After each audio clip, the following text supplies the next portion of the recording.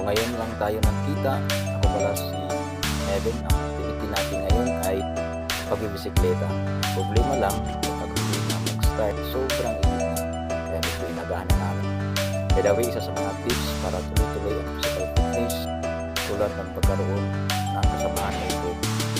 Alam nyo, naniwala ako na kung mahal mo ang sarili mo, dapat gawin mo ang narapat kahit medyo taligyan.